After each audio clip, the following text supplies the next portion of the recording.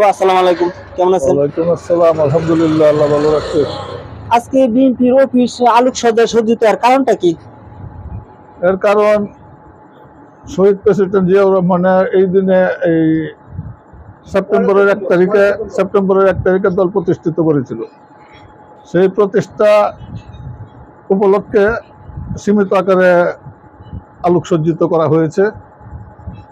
আর Lebutala union শাখার লেবুতলা গাবতলী বাজারের একটা অফিস জাতীয়তাবাদী দলের এবং অঙ্গ সংগঠন সহ সকলে এখানে আসা যাওয়া আছে, উঠা বসা করে চলে।